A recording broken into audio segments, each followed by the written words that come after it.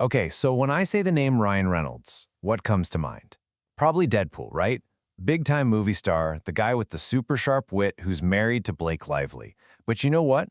That's really only half the story. Because it turns out, Ryan Reynolds isn't just one of Hollywood's biggest actors, he's also quietly become one of the most brilliant and innovative entrepreneurs out there today. Which really begs the question, right? Is he just an actor who got super lucky in the business world, or is he a full-blown business tycoon who just happens to be a movie star on the side? The answer is, well, it's a little more interesting than you might think, because the two are completely connected. All right, let's just start with a number. How about $14 billion? Yep, that's billion with a B. That's the rough combined value of just 4 of the companies he's a co-owner of. And we're not talking about some simple celebrity endorsement here. He is a hands-on owner, a creative director, and pretty much the brains behind their incredible growth. So how in the world did he get here? Well, to figure that out, we've got to rewind the clock a bit. For the first 10 years or so of his career, Reynolds was kind of stuck. He was pigeonholed, you know? The charming, handsome guy in a whole bunch of romantic comedies that, let's be honest, you've probably forgotten. He was basically a prisoner of his own public image. I mean, he said it best himself. He was bored. He really tried to break out of that box. He took on these super weird, dark roles. I'm talking playing a killer with schizophrenia, even spending an entire movie buried alive in a coffin. He was doing everything he could to prove he had serious acting chops. But audiences, they just weren't buying it. And then came the superhero genre. Now in Hollywood, this is like the ultimate test. You hit a home run, you join the A-list forever. You strike out, well, let's just say Ryan Reynolds struck out. Big time. Not once, not twice, but 4 times. It was becoming a legit curse on his career. And man, the hits just kept on coming, and not the good kind. First, there was this tiny role in Blade Trinity that nobody remembers. Then, that infamous version of Deadpool where they literally sewed his mouth shut, a character famous for never shutting up. Then came the absolute train wreck that was Green Lantern, a movie he still roasts himself for today. And to top it all off, R.I.P.D. was a total dud. In Hollywood, it's 3 strikes and you're out. He had 4. But, and this is the absolute key to this whole story, for Reynolds, these weren't just failures. They were lessons. He was basically getting a PhD in what not to do. He learned that a gigantic budget and flashy special effects can't save a bad story. He learned that what audiences really care about are the characters. And all of that failure, all that learning, it leads us to Deadpool. This wasn't just another role for him. This was everything. It was his last shot to save his career and to finally do right by a character he genuinely loved. But the studio? They had absolutely zero faith in it. So he knew he had to get creative. And this is the moment the actor really starts thinking like a marketer. Now, the story of how this movie even got made is just wild. Reynolds and a small crew used their own cash to make a short test clip just to show the studio what a real Deadpool movie could look like. The studio basically said, cool, but no thanks, and stuck it on a shelf to collect dust. Then, somehow the footage mysteriously leaked online, and the fans went absolutely ballistic. The internet exploded. The pressure was so intense that the studio pretty much had no choice but to greenlight the movie. But of course, there was a catch. The studio gave them a measly $58 million. Now, just for perspective, your average Marvel movie costs like 5 times that.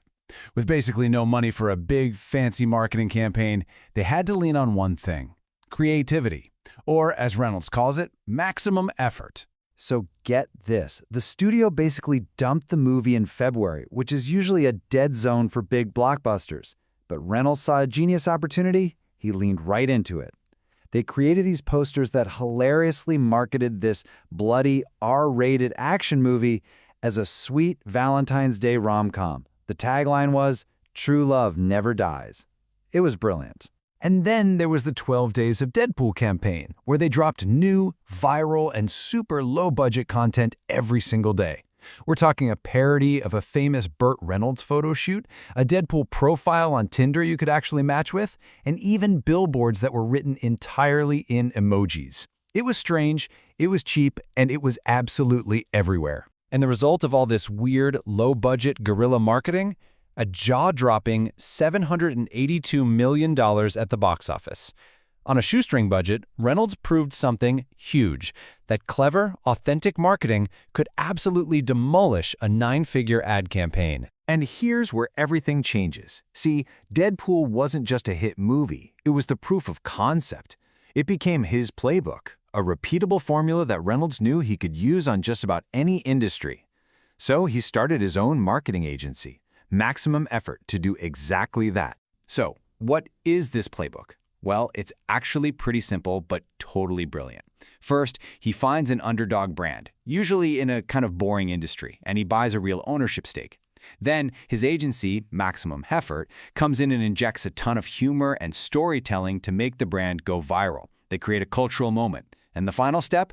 Sell the company at its peak for a huge profit. But, and this is key, he stays on as the creative face of the brand.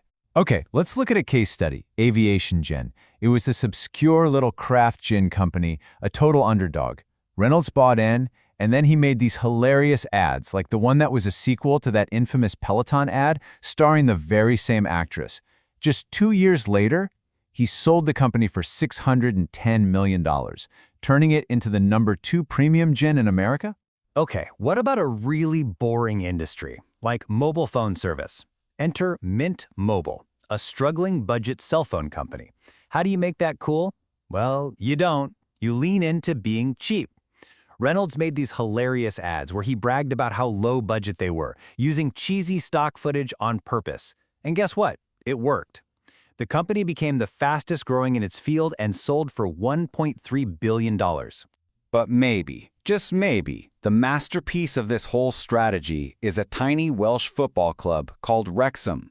He and Rob McElhenney bought this forgotten, fifth-tier team that was literally on the verge of collapse. And you might ask why? Because they didn't just see a sports team.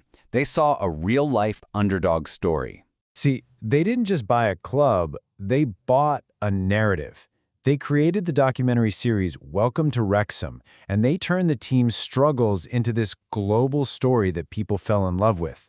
Just look at this growth. They snapped up this club for about $2.5 million.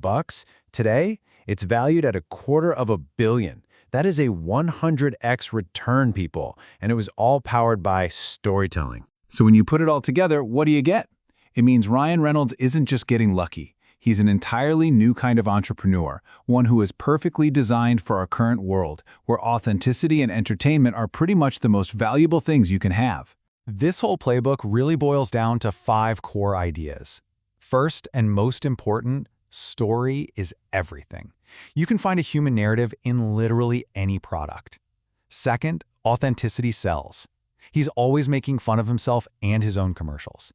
Third, he breaks the fourth wall, talking directly to you, the audience, like you're all in on the joke together. Fourth, he moves at the speed of culture, jumping on trends in real time. And finally, he proved that restrictions breed creativity. Having less money just makes you have to be smarter. And in the end, it really all boils down to this one simple truth, and it's from the man himself. The product isn't actually the gin, or the phone plan, or the soccer team. The product is the story you tell about it.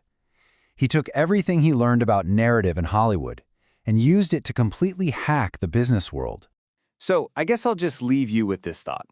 We're all sick of being sold to, right? We're tired of traditional ads. Ryan Reynolds' success might just be showing us the way forward, a future where brands don't just interrupt the culture, they actually become a part of it.